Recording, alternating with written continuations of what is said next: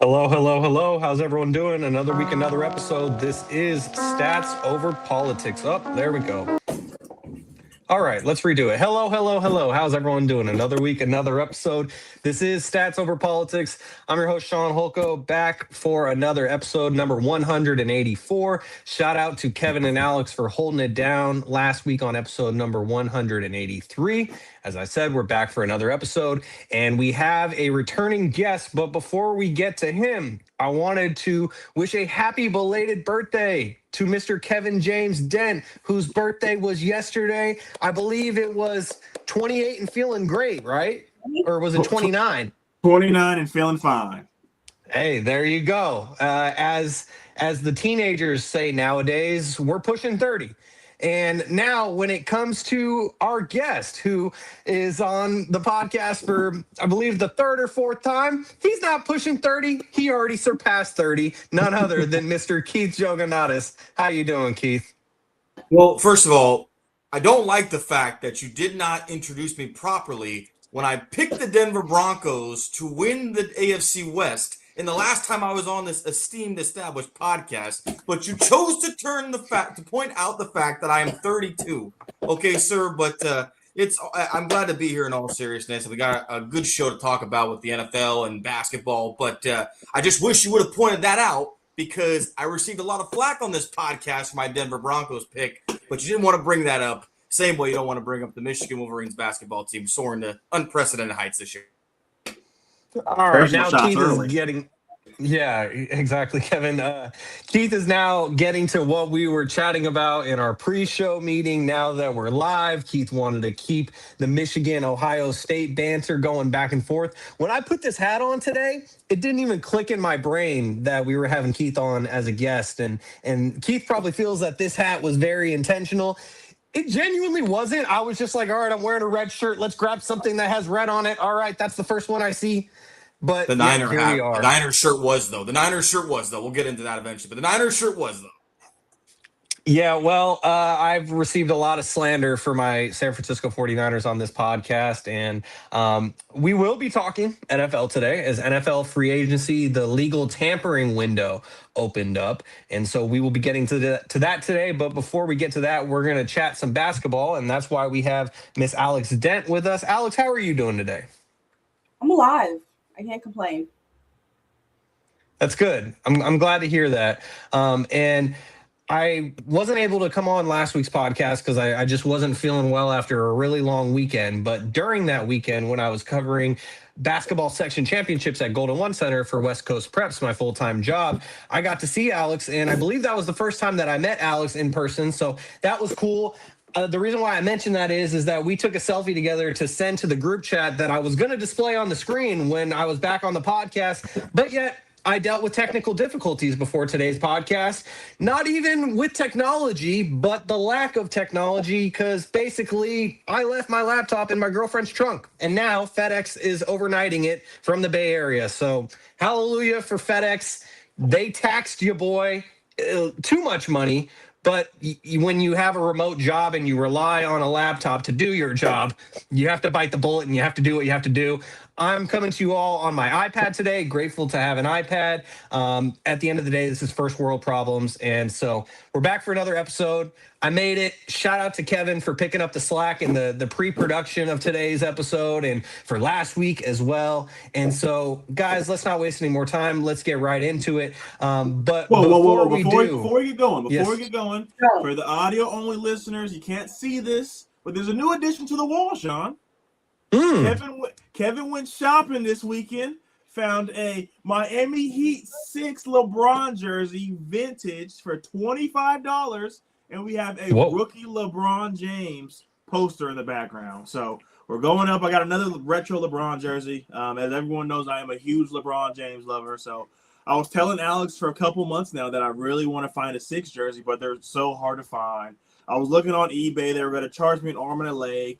And Alyssa and I are walking down the street to this vintage store in Portland. First jersey I see, $25, LeBron James. So, I mean, that's pretty awesome. The audio only listeners got to see the background. They get to hear about the background. Yeah, that's why I put you on the big screen. Alex, did you want to say something? Oh, I was just saying LeBron James in the back is a little bent. That's all. You know, I got a new frame. That's how it came. So I got it off a little bit of a discount. I got to level it. I got to do this. I literally did this before the podcast. So I wanted to make sure that the world can see it. So next Monday, it'll be all nice and good. New frame will be good to go. But I had to make sure I got it on here.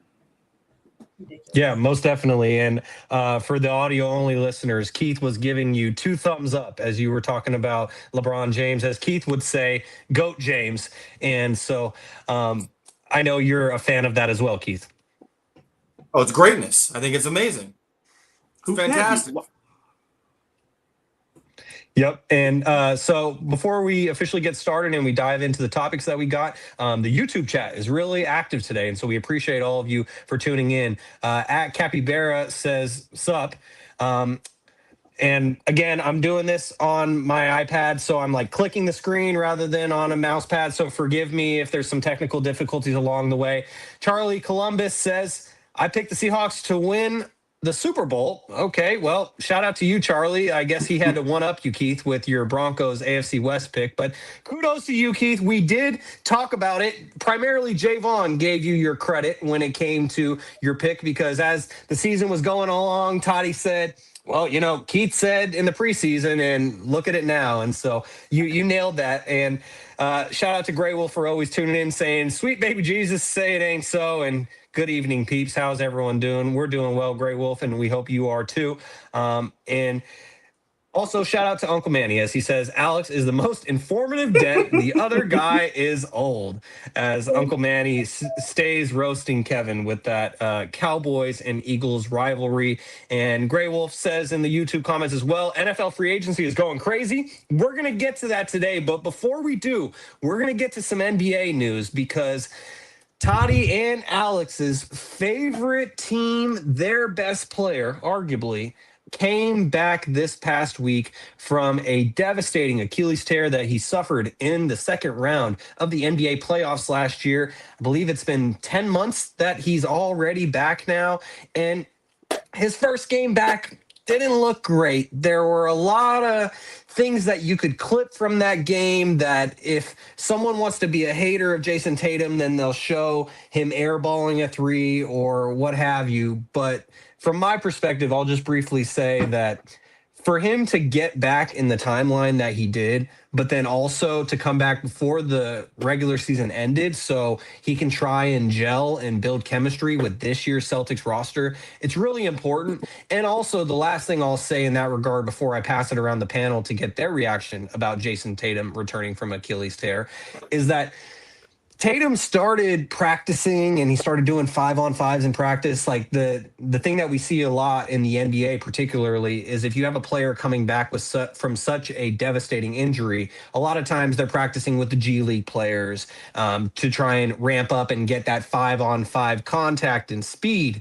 But I feel like Jayson Tatum probably came back a little earlier than he even could have because he wanted to get that real deal live NBA action. And it may come with the growing pains of making some mistakes or having some plays that may look like stinkers, but ultimately he should be commended for coming back. NBC and Peacock, they chronicled his journey with a bit of a documentary that they've been showing throughout the season on Monday, Tuesday, and Sunday Night Basketball. And Tatum was worried about if he was ever going to come back. And then when he was sure that he was going to come back, he told his doctor, I'm not coming back to be a role player. So how does that impact Jaylen Brown and his MVP candidacy for this season? There's so many questions, but ultimately Jayson Tatum is back and that is good for basketball. Alex, as a diehard Celtics fan, what was your reaction to his return? And just how are you feeling about his addition to this Celtics team as you look ahead to the playoffs?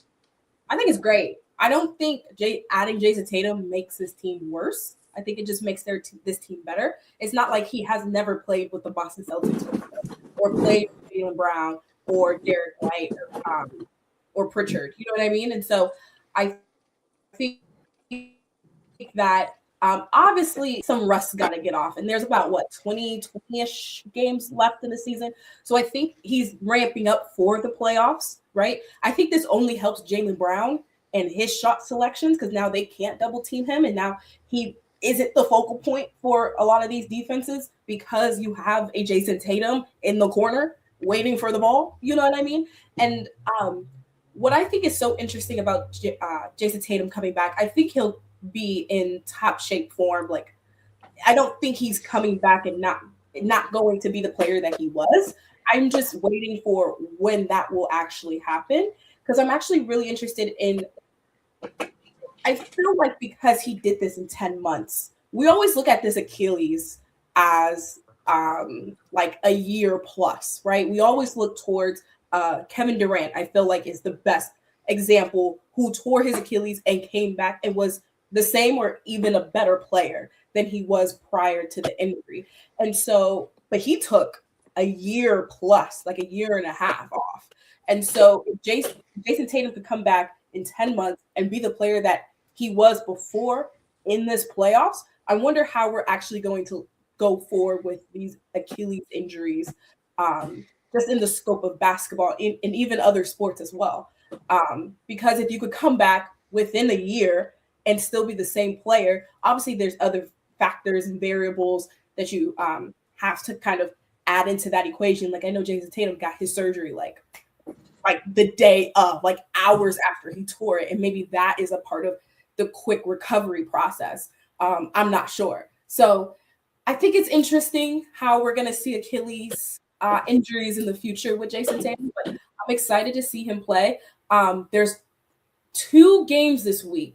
I think they play the Spurs tomorrow, and I think they play OKC later this week. And I think that's going to be a real good like test for him to see kind of how he can go up against these really good defenses, rather than they played, I think, the Mavericks, and I think they played Cleveland. So, yeah.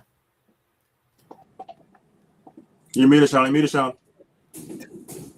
Thank you. I appreciate it, Kevin. I didn't even realize that I muted myself. And this is the trials and tribulations that I was alluding to with operating the show on my iPad for the first time. But, you know, the mute gets the best of all of us sometimes. What I was saying while I was muted is, Keith, we are long-suffering Sacramento Kings fans just like Kevin. And so to have a player like Jayson Tatum, I mean, one could say that the Kings had a pretty similar player in a De'Aaron Fox. Nevertheless, I'm not going to go down that rabbit hole. Overall, Keith, you are a big NBA fan. You know basketball. And so what is your reaction to arguably a top 5, top 10 player in the NBA, when healthy, returning to this Celtics team that won a title a couple of years ago? Well, number one, it's a win for the league. Any professional sports league, you never want your best players not playing, right? And so I think in the case of Jayson Tatum, who has obviously been, since he's been in the league, one of the most marketable players, one of the most, attention-grabbing players, it's a win-win for the league. It was a win for the Boston Celtics because they had to figure out life for 9-10+ months without Jayson Tatum. So you're Joe Mazzulla, and you're like, how do we adjust now? Can Jaylen Brown be the number one option? What do we do with the role players? And it also allowed guys like Peyton Pritchard and Yusuf Nurkic, who obviously that's a big blow with the thumb. I thought getting Nurkic at the end of the deadline was a key grab for them, but now he's going to be out for a couple of weeks, which is, you know, it's a hinder for the Celtics. But it forced the Boston Celtics for the first time since he was drafted to look at life without Jayson Tatum. But it also allowed them to see, you know, we can survive this. And so you got to give the Boston Celtics credit in the concept of that they lost arguably their 1A, and you can have the debate who's more important. And they like to throw that in your face constantly on national TV. But kudos to Jaylen Brown for stepping up. Kudos to Joe Mazzulla and the Celtics for figuring out how to stay in the hunt, right? Because the thought was at the beginning of the season, well, if there's no Jayson Tatum, the Celtics are a borderline 8-9, maybe play-in team without him. And they're one of the top 3 seeds in the East with him playing only like one game or a couple of games so far. But I also thought it was a big win for Jayson Tatum because Jayson Tatum's entire life has revolved around basketball since the time he was probably like 8 or 9 years old. And you are without the sport. You can't do anything on the court. You have to really trust your body. And like Alex hinted to, the fact that he was able to come back at 10 months, let alone less than a year. And a lot of people could look at it and say, well, that wasn't really a promising Jayson Tatum game the first time. I disagree. He almost had a triple-double. And the thing, Sean, that I enjoyed about watching the highlights was that everything you'd want to see from an Achilles tear post-rehab, post-recovery, he did. He caught a lob from Jaylen Brown. He dunked it as the game went on. He got more comfortable. He was able to cut. He was driving to the basket. He was knocking down the J. And there were no problems. They never had to take him out. Obviously, they're going to have to watch how many minutes he's restricted on. I don't know how Mazzulla is going to kind of orchestrate that. But like I touched on it, the good thing is, obviously, we've got about 18 or 19 games left before the postseason gets into effect. But the good thing is the Celtics have learned to survive without Jayson Tatum. But I also do think as you see the back end of the season wrap up, they're going to get him more involved, extra amount of minutes. And, you know, obviously there are no moral victories in professional sports, right? But this has to be a win because they're going to have to elevate him eventually. Because if you're going to compete for a championship, you're going to have to get through New York. You're going to have to get through Detroit. And those are two teams. Obviously, the Knicks are more of a finesse team, but the Pistons especially have established themselves as a physical team. You see what they did with Wembanyama a couple weeks ago. So they're going to try to bump him. They're going to try to knock him off his perch. But I think this was a win for the NBA. They got one of their premier stars back. And it was a win for Jayson Tatum. And I'll leave on this. I thought Tatum could come back from the injury not 100%, but 95% because he's not been one of these guys where the athleticism really has been a huge part of his game. He relies on the mid-range, the three. He thrives off the pick and roll, but he can still elevate for the dunk. But he's never been one of these high octane, play above the rim kind of guys. He's more like a Grant. I always saw him as a Grant Hill, where he can get in the mid range, he can dunk it, he can run the floor, but he's never really had to utilize or rely on the athleticism the way other players we've seen in the past. And you never want to see somebody injured, but it was great that he got this out of the way early. And again, he hasn't really been injured his entire career. This is the first major injury. So congrats to Jayson Tatum for getting back in record time. And great news for the Celtics. Horrible news for the New York Knicks fans and the Detroit Pistons fans. Yikes. Certainly. And thank you for pointing out the fact that he nearly had a triple-double in his return, because shows how I was a casual this past week. And to be fair, like, I was covering a high school playoff game like during the time, so I wasn't able to watch the game. But all I saw was the lowlights. Like, there's Brick Setter on Twitter, and you know, like I said, and it kind of just reemphasizes the point that Adam Silver was saying about modern day NBA is a highlight league. And it's really unfortunate. It's a highlight and it's a low light league. And so even though Jayson Tatum had overall, like, for just coming back from an Achilles tear, he had a pretty damn good game. There's going to be the trolls always highlighting like the bad things. And so thank you for pointing that out, Keith. Kevin, what was your reaction to seeing Jayson Tatum make his return? Well, in your defense, Sean, Alex, don't quote me on this. I think he started like 0 for 7, 0 for 8. Yeah. So he did start off very, very bad. And his first points came from that tip dunk. But we've talked, you guys, Alex and Sean and Keith, you guys did a lot of great jobs talking about past injuries. I have some dates here. So Kobe Bryant in April 2013 took 240 days to recover. Chauncey Billups in 2012 took 296 days till his first game. DeMarcus Cousins, January of 2018, 357 days. Kevin Durant, June of 2019, took 552 days. Jayson Tatum took 298 days. So he came back at a record time. I mean, the only one else who did it was Kobe. And when Kobe did it, it was amazing, because I know don't quote me on this, I know he went overseas to get his surgery. And just the recovery that Kobe had, it just came back, and he was so efficient and just being Kobe Bryant. And Keith said it best. You know, we see guys like, perfect example, Derrick Rose. Well, if a guy that solely relies on their athleticism, an injury like this will take him out, because now your game's not so much above the rim. It's not so much speed, but if you have a game like a Jayson Tatum or Kobe Bryant, where you can live off the mid-range, come off the pick and roll, like Keith explained it to a T. So a player like Jayson Tatum is going to recover quickly. My biggest thing was, how does this team fit? Because, yes, I get it. He played with this team last year, but this team last year isn't this team. Last year, Peyton Pritchard was a 6-man. This year, he's a starting point guard. You know, Jaylen Brown and Jayson Tatum were going, who's 1A, 1B. This year, it's been Jaylen Brown's team. So, like Alex said, now his game gets to kind of flourish, because it's been Jaylen Brown. Now he doesn't have to have that kind of game. So they have new guys like Vooch, but they have a lot of guys stepping up. I know Sean, Keith, and I are going to hate this, but Namitas Nikita is balling. I'm talking about double every night, and we couldn't get him out of Stockton. Like, they're having guys, the other rookie they got, they're drafting a lot of guys, and they're becoming a team where when you get into that second apron, you really have to develop talent. And Hugo Gonzalez has been balling.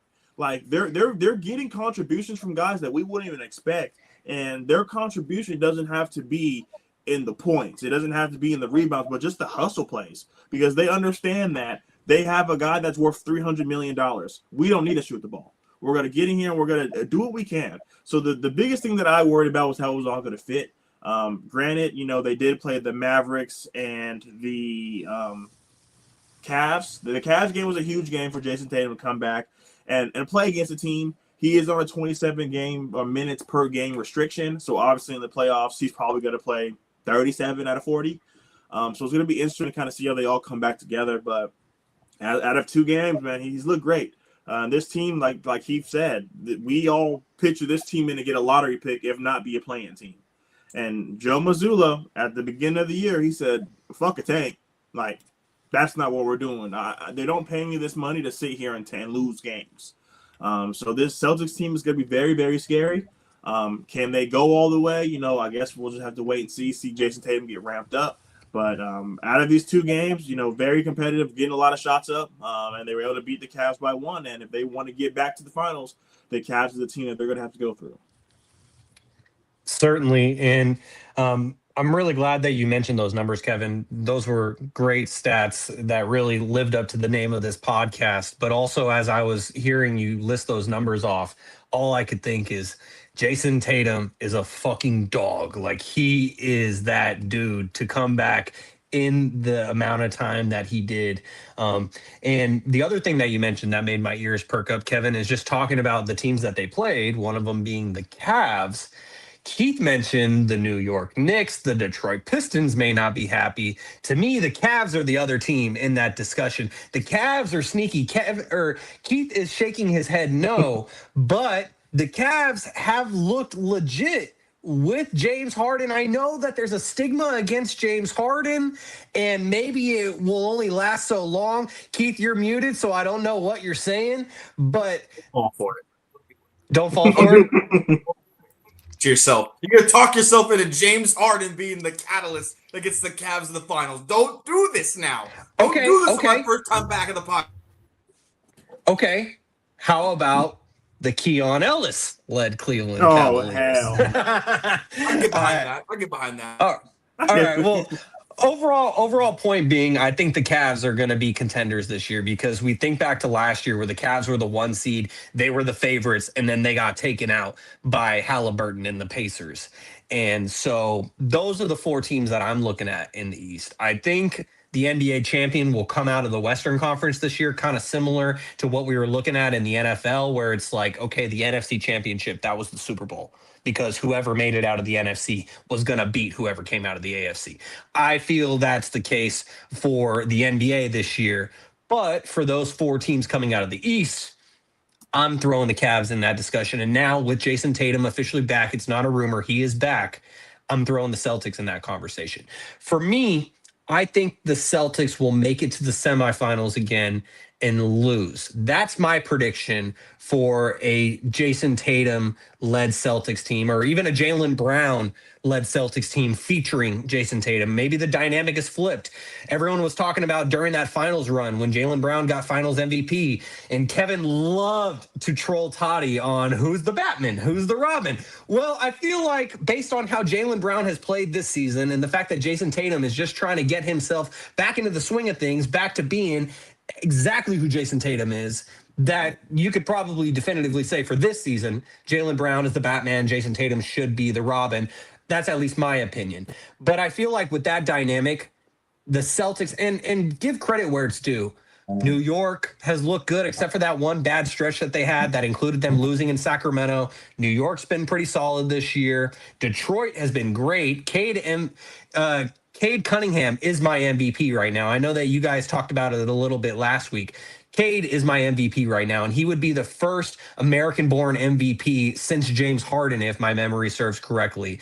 And so I'm a big believer in the Pistons and what they're doing this year. Everyone always talks about Cade, but it's like Jalen Duren, he has been nice. First-time All-Star this year.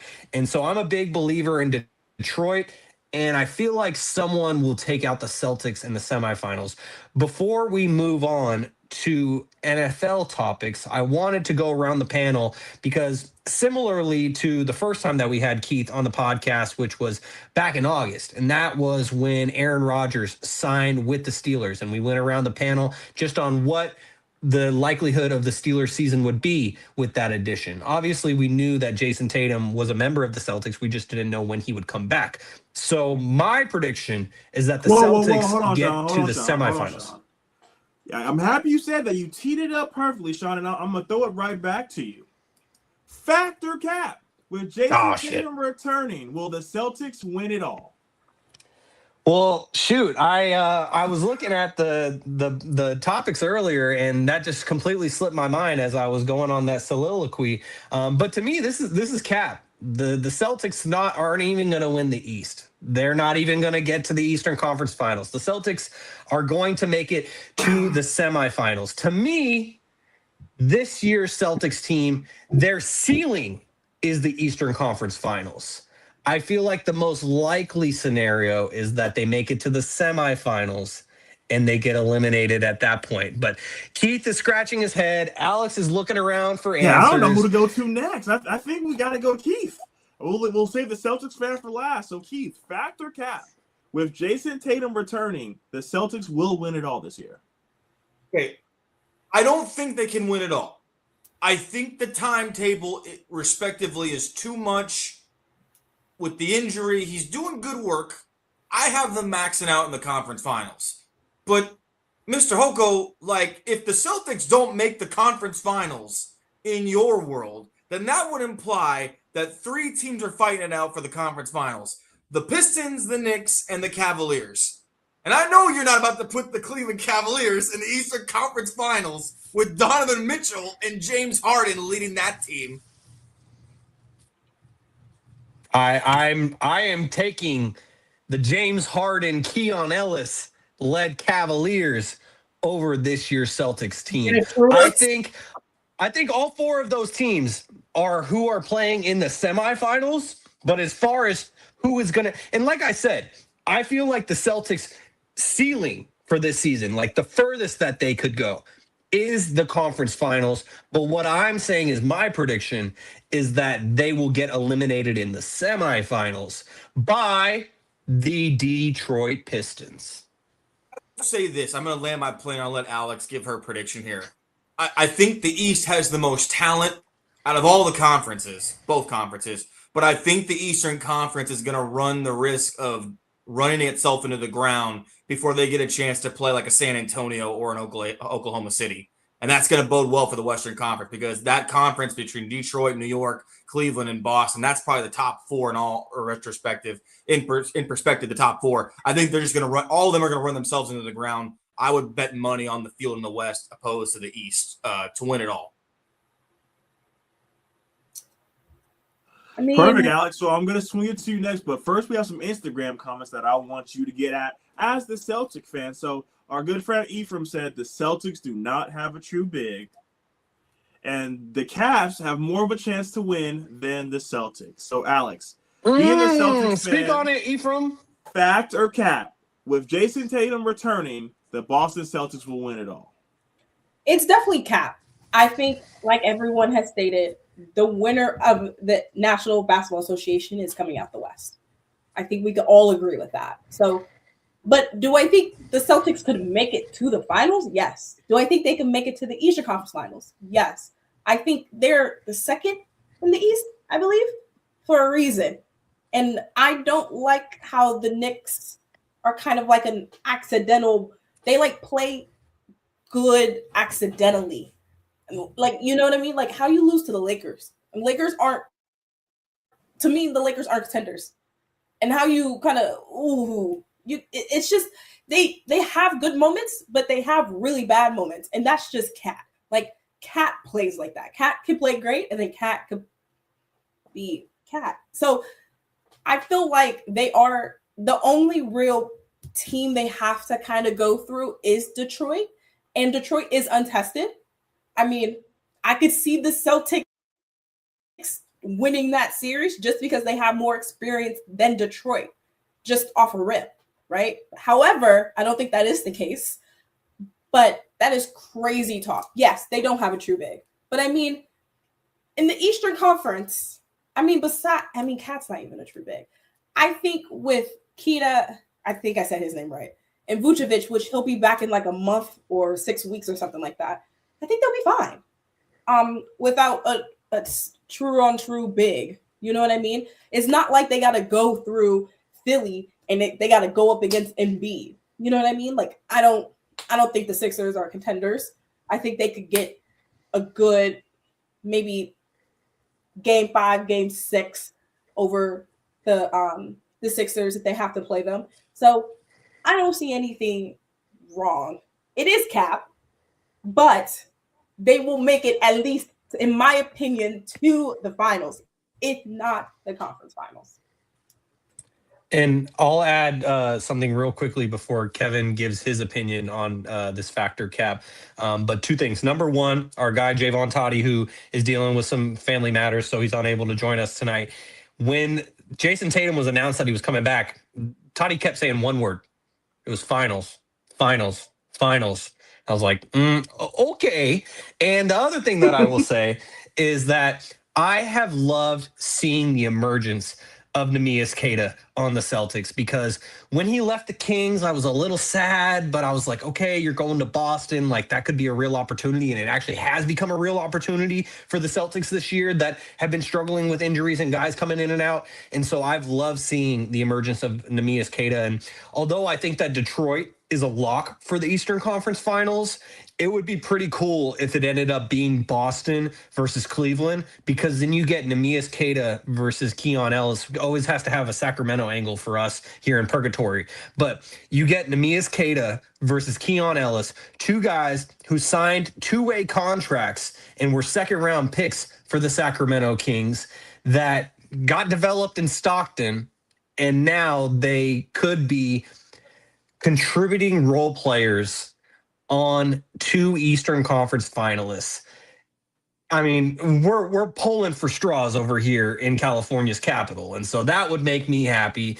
But Kevin, go ahead, and I'll present this to you, Kevin, just since you're answering the question. Kevin, factor cap with Jayson Tatum returning, will the Celtics will win it all? So we have another Instagram comment. Toddy said, or Sean or Ephraim says, Toddy is politics over stats. Shaking my head, talking about the finals. I'm going to say this is a fact. They can do it. You want to talk stats, Ephraim? Let's talk stats. We all know when it matters most, James Harden doesn't show up. What have we seen out of Detroit Pistons yet in the playoffs when it matters? Nothing. What have we seen out of the Knicks? After they beat the Celtics, all of us said the Knicks are going to the finals, and they couldn't beat Tyrese Halliburton and the Pacers. So when we're talking about just getting out of the East, yes, Jayson Tatum isn't 100%, but he is going to get there. They have the experience. And even with a 75% Jayson Tatum, I don't think we're taking another duo over Jayson Tatum 75% versus the field with the other duos. We're not taking them over Donovan Mitchell and James Harden, because Donovan Mitchell has never made it out of the second round, and James Harden is a generational choker. Jalen Duren, what is he going to be in the playoffs? Cade Cunningham? I mean, I get it. They played the Knicks in the first round. They lost a hell of a game, hell of a series, but they showed their youth. We came on here a couple years ago in 2024 and claimed the Thunder that they were going to be able to do it. And you don't have that experience, you're going to lose to a team like the Mavericks where everyone thinks you can do it. They don't have the experience. The Thunder are going to be limping into the playoffs. Their second best player hasn't been playing. That's Jalen Williams. I get it. Jerry McCain has been great for this team. What is Jerry McCain going to be in the playoffs? Just we're talking about the Thunder's injuries. We got to talk about the Nuggets injuries. So what are they going to look like? We haven't seen Aaron Gordon play since November. So, I mean, there's a lot of things that are going on the other side of the scale that are going to be injuries. And I'm sure what a lot of us think in the back of our head, can the Spurs come out of the West? Because the Spurs, the Thunder, and the Nuggets, one of them are going to have to play each other before they get to the conference finals. So who knows what that's going to be like? So you're telling me, again, the Celtics versus the Thunder, I'm going to take the Celtics. You're telling me Celtics versus the Nuggets? I'm probably going to take the Celtics. The Celtics versus the Spurs, I'm going to take the Celtics. So I get it. You're going to say Jayson Tatum's only been back for 2 games. This has been one of the top defenses in the NBA without Jayson Tatum, and one of the top offenses in the NBA without Jayson Tatum. So, Ephraim, you want to talk about stats? I gave you some stats. So, factor cap, can they win it all? I think they're going to. I think but I was one of the people before the season saying tank for AJ, tank for Darren, tank for anything, and restart. You never know. Jayson Tatum did not come back to be a role player. He did not have the second least amount of days to come back from this to do nothing. There's a reason he came back when he did. Because like Alex said, there are 20 more games until the playoffs. This is New England. They don't play for conference championships. They play to hang banners. And what more of a crazy-ass story to this crazy fast recovery than the Boston Celtics winning a championship? So, you wanted the stats, I gave you the stats. So, That I'm gonna say fact. Oh, we got 3 caps, but I'm gonna say this is a fact. They can definitely do it. I don't think you believe that though. I mean, the Spurs aren't. I mean, the Thunder aren't healthy, Alex. Do you No, think the Thunder can do it without Big? Alex, I don't know why you're not just running with this right now. Like, he is supporting your team No, winning a no, championship. no, I'd be jumping for joy. No, I get that, but I know deep down in Kevin James, I don't think he believes the Celtics can win, bro. And don't get me wrong, the Nuggets and the Thunder are injured, right? But Aaron Gordon he didn't just come back, but this is his first few games back from that hamstring. He played 28 minutes, he got 23 points. He was plus 14 on the court. So having Aaron Gordon changes the whole Nuggets offense. I mean, obviously Jokic is going to do Jokic numbers, triple-double, you know what I mean? Jamal Murray will get you 20 and hopefully almost 10 assists, but never really does because he doesn't really do very good passes. But anyway, I mean, the way the Denver is situated with their bench with Tim Hardaway, who got 28 points, by the way, who has Strother and Jones, who have been coming off the bench, giving you productive minutes. Valanciunas coming off being the backup for Jokic. I feel like they're in a good position. That's all I'm saying. The winner's coming out the West. But I will give props to the Celtics. I think they will make it to the finals. I just don't know. If they make it, if they need to win, I'm an all NBA first team, Jayson Tatum. And I don't know if we could get that from March to June. I don't know how the ramp up's going to be for him. So all I'm saying, you get to the finals. I don't think there's a coach I trust more than Joe Mazzulla. Oh, Nuggets. This coach is not the Nuggets championship coach. What is he gonna do in the playoffs? We saw the Thunder, but I'm not this guy. But there's a lot of guys that think if Tyrese doesn't go down, they lose. Yes. Mm-hmm. Oh, they do. They do lose. Are we gonna trust the Spurs in hot. the first time go round? The only person on that team with experience is Luke Cornett and De'Aaron Fox. So, I mean, there's a lot more question marks in the West than there are in the East. Yes, the better teams are in the West, but there's a lot more question marks because before Jayson Tatum, that was the only question. I just feel like if I'm the Spurs and if I got to play against the Denver Nuggets and OKC and probably maybe I have to go against the Timberwolves, the Lakers, you're going through a hard-ass Western Conference. Going up against the Boston Celtics is nothing, in my very humble opinion. That's all I'm saying. If I got to go up against these giants, looking at the Boston Celtics, I'm like, if I already dealt with Joker and his triple doubles and his 50-point triple doubles already, you know what I mean? I dealt with Luka and his triple doubles and his insane stat lines. Like, if I could deal with that, then I feel like the Boston Celtics is a little bit easier of a hill to climb. It's still a hill, but it ain't like I'm playing up against the top 3 players in the league, which is Shea, Luka, and Jokic. And you can add anyone else if you want to. Well, just to play devil's advocate, and this is kind of going against my own point, but to support what Kevin is saying, is that when it comes to the Spurs, that's the one team that, yes, they have all the talent in the world, all the potential, but that experience is really important. And if it was the same exact Spurs roster, but with Greg Popovich 10 years ago, like Greg Popovich at his full state of mind, because we know that his health really has declined over the last couple of years with him having a stroke and everything else that happened. But if Greg Popovich is the head coach of this exact same roster, I feel much more confident in the Spurs playing the Celtics or whoever in the NBA Finals if they were to get there. And yes, Alex, it would be a gauntlet for whoever comes out of the West. But if it's the Thunder that are playing whoever comes out of the East, I'm going to lean towards the Thunder because of that experience factor. The Thunder last year, they went up against another team that didn't have experience in the Pacers. And so it was even when it came to that finals matchup in terms of experience. The Nuggets, to Kevin's point, they have Rick Adelman's son as the head coach now, not Michael Malone. And so how would he handle a NBA final situation? There's so many question marks that we all agree that we feel like the champion will come out of the West, but it ultimately comes down to matchups. And so if a matchup like the Spurs and Celtics happen, and by that point, Jayson Tatum has been back for 2 months and he is pretty close to being back to the Jayson Tatum that we all know and love, then maybe the Celtics experience, Joe Mazzulla's experience, maybe that carries through. So it'll be interesting. I know that our guy Toddy is quite happy with hearing Kevin say that. But Kevin, share your other thought, and then we'll toss it to Keith before we move on to the NFL. So before we head off, I know everyone said Cap, but let me ask you guys this. Is there a better coach in the NBA besides Joe Mazzulla, or is he the best coach in the NBA? What do you guys think?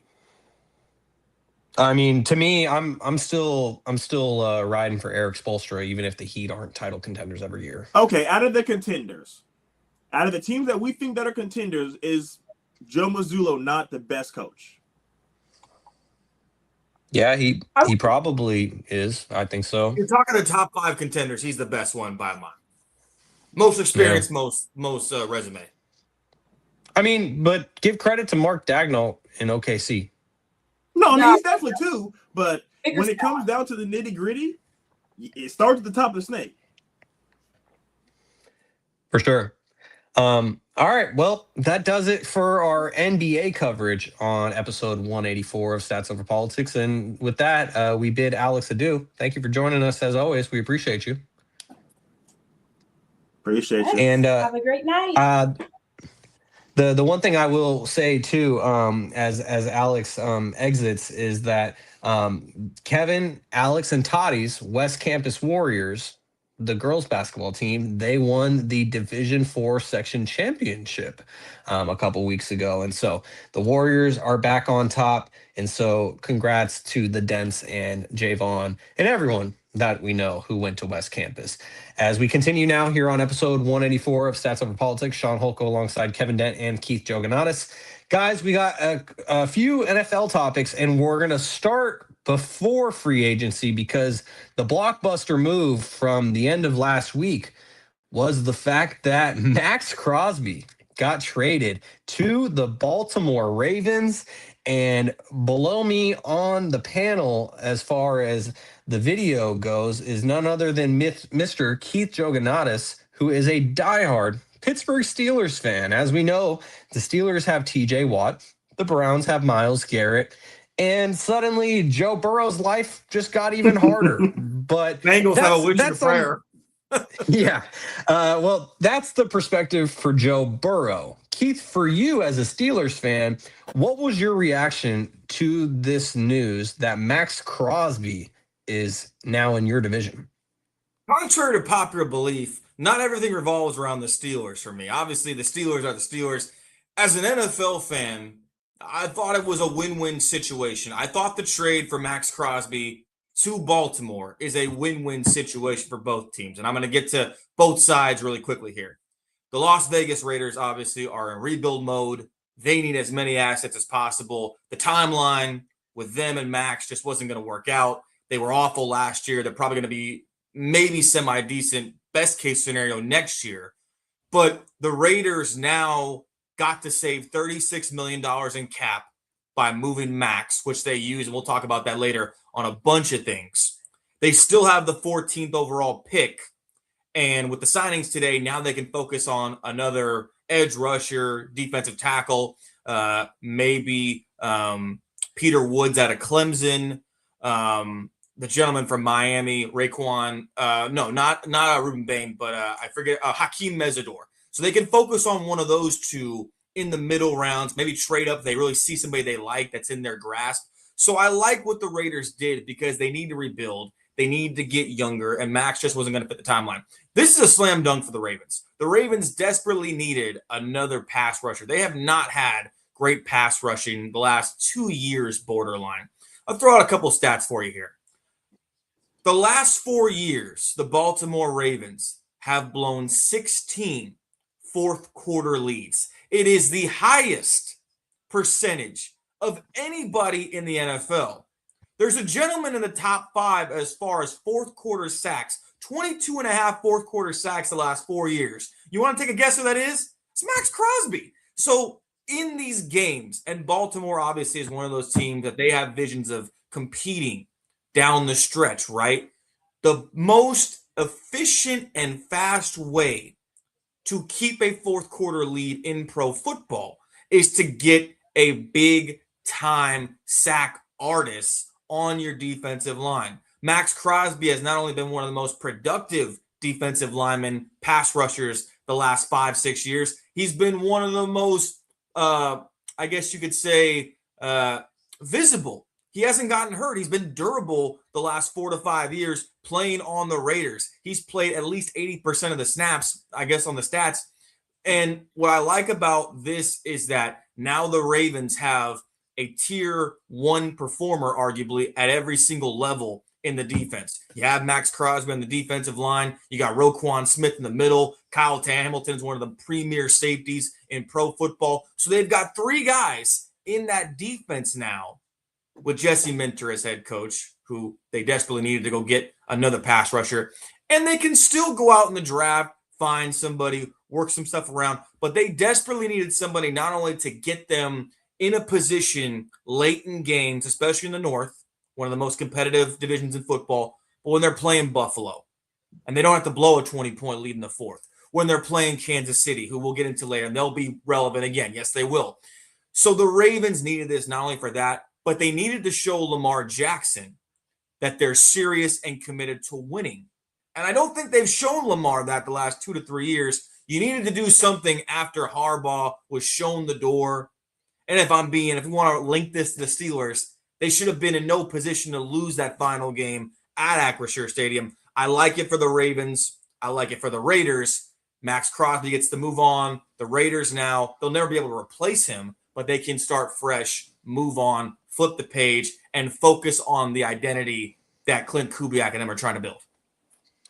Yeah, I'm personally really happy for Max Crosby because not only is he a excellent NFL player and has been for years, but he was kind of rotting away in Vegas because he's basically playing his prime with them trying to actively rebuild. And so I'm really happy for him in that regard. And also just looking at the end of his tenure with the Raiders, like they ruled him out for the last 2 games because they wanted to tank to get the first overall pick, which is going to become Fernando Mendoza. And then you had Max Crosby posting onto Instagram, him playing basketball, like showing my back is okay. Like I'm not really that hurt. They're just trying to keep me out so then we can tank to lose. And so it definitely needed to come to an end between the Raiders and Max Crosby. And it was a mutually beneficial relationship. But now he really has a chance to go and win. And the coolest thing about this trade to me is it happened like a little bit less than a week until the 6-year anniversary of Max Crosby's sobriety that he started like the day that the world shut down because Rudy Gobert was touching mics and spreading germs, and the NBA shut down on March 11th, 2020. I'll never forget because I went to the Kings and Pelicans game that night, and I was on my way to the game when the news dropped that the NBA season had been suspended, and I was like, do I still go to the game? I went to the game and they didn't even play the game. But all that to say, Max Crosby started his sobriety from alcohol and other drugs on March 11, 2020. And that was when things took a turn for the worse for a lot of people. And so for him to take one of the hardest times in the entire world for a lot of people and to start a journey like he did, he should be commended. And I say that as someone who had an alcoholic father who my dad's not here anymore because of his own choices. And so anytime someone can make a dramatic change like that in their life, I'm really proud and happy for them. And so I wanted to just take a moment to recognize Max for that because it's a tremendous thing to do with your life. And now we've seen it pay dividends over the last 6 years. And now he truly gets to start a new journey with the Baltimore Ravens. Keith, did you want to say something real quickly before we pass it to One more Kevin? thing, because that's what I was thinking off the top of my head. I'm real quick. One more thing. Max Crosby, 69 and a half sacks since 2019. In that time frame, that's more than double what anyone on the Baltimore defensive line has produced. Just throwing that out there. So the more you know. Damn. So, Kevin, I know for me personally, I was just happy that Max Crosby did not get traded to a team in the NFC. So I'm sure you had a pretty similar reaction that he stayed in the AFC. But overall, just how did you feel about this trade?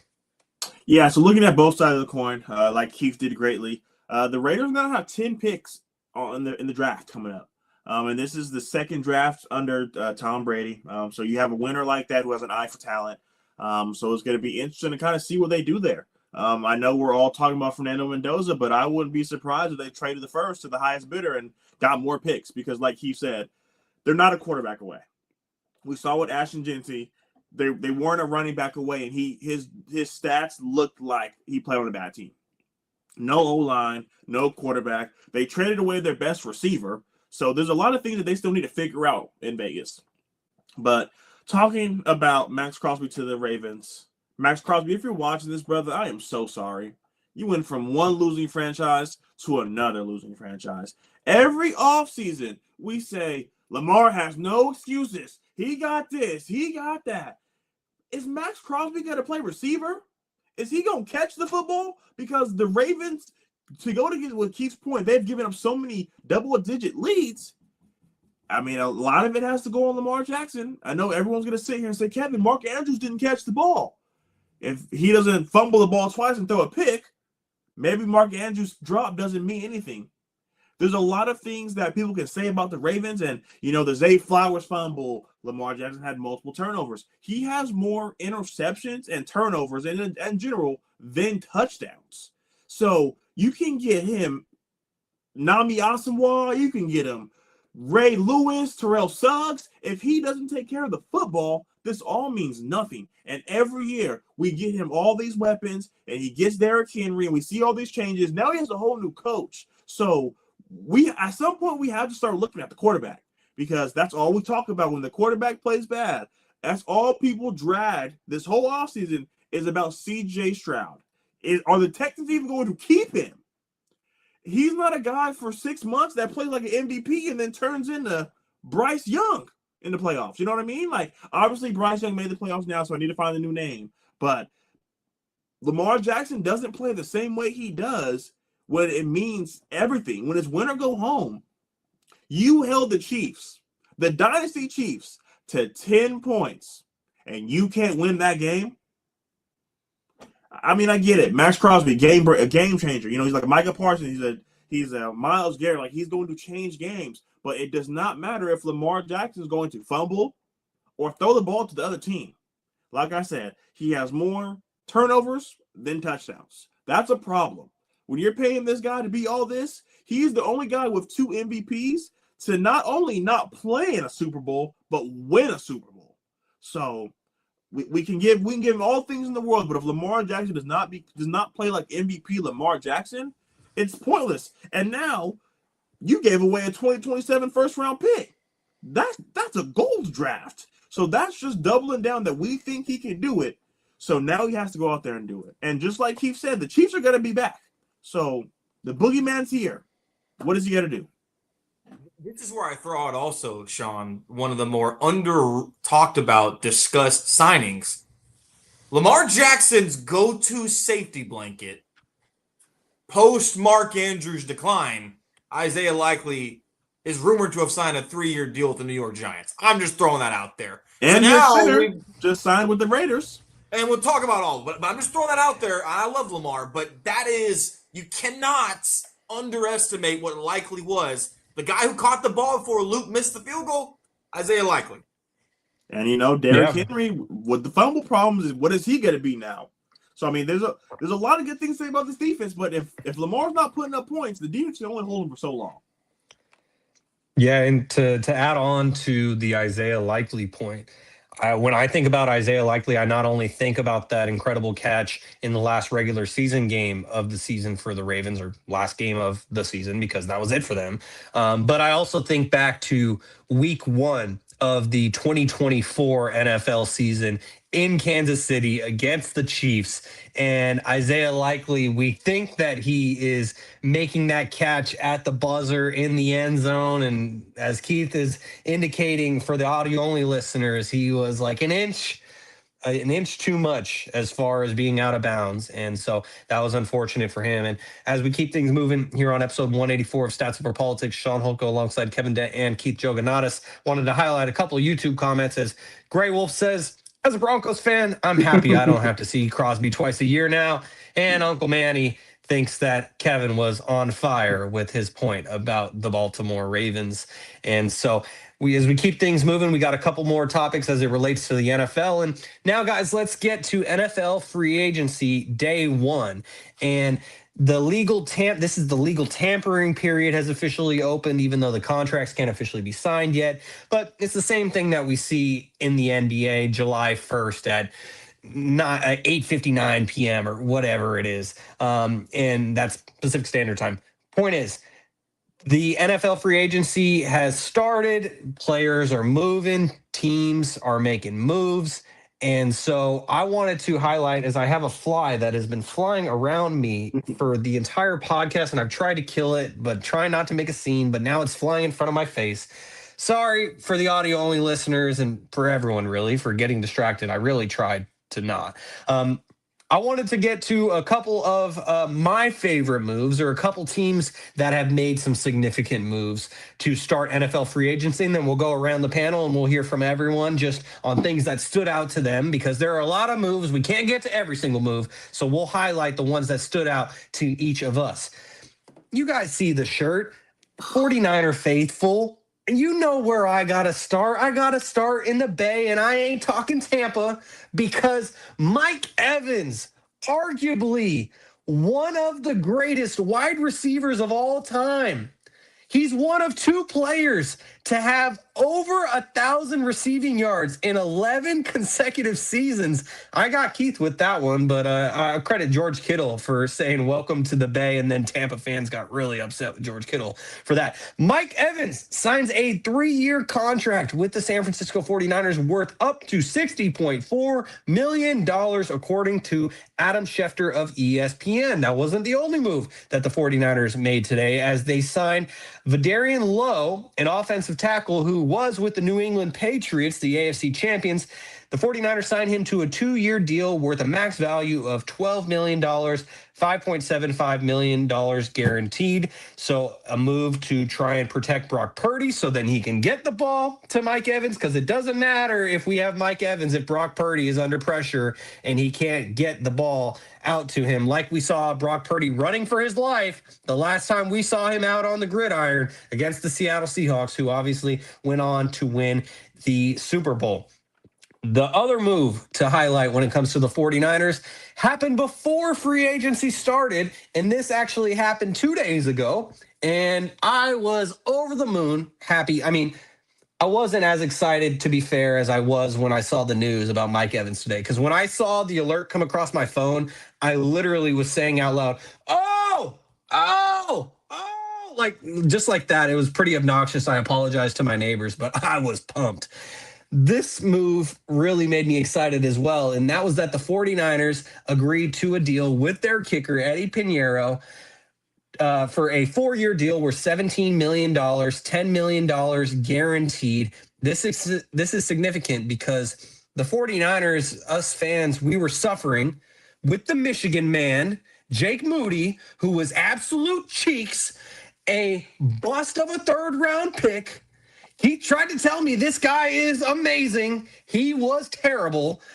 And yet, go ahead. Stop. Don't do that. Don't cap on facts and stats. We have never had one Jake Moody conversation. You have never texted me once about Jake Moody. Oh, Jake Moody's cheeks. Jake Moody's trash. Stop lying to yourself. Okay, he was bad. Everyone gets he's bad. But don't lie on your own podcast and imply that we've ever had a conversation about Jake Moody. Don't. Sean's looking for the receipts as we speak. Yes, I literally. You don't want me to bring Moody. up CJ Stroud last year in the playoffs, buddy. So I googled or I didn't Google, but I searched in my messages, just Moody, trying to find it. But then I remembered that I cleared all my text messages like 3-4 months ago. So from Coincidentally, when, we don't have any Jake Moody files. There's no Jake all Moody right, I files. will take it on the chin. I'll take it on the chin. I wasn't able to pull any receipts on you, Keith. So I was wrong. Sorry. Nevertheless, he's a Michigan man. He represents you and his terrible kicks. Nevertheless, the 49ers got a guy in Eddie Dinero Pinheiro who is absolute money, and now he gets paid, deservingly so, 4-year contract. So you're telling me that as a 49ers fan, I don't have to worry about my kicker for the next 4 years? That's amazing.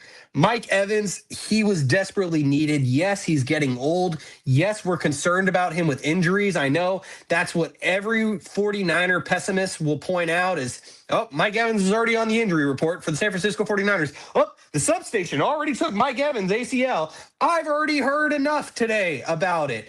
It's not going to kill my joy. A future Hall of Famer is joining the 49ers. Brock Purdy has a new weapon. Now Ricky Pearsall, as Toddy would like to call him, white boy Rick, gets to go from having to be the number one receiver to getting to be a second receiver, and he can thrive when all the attention isn't on him.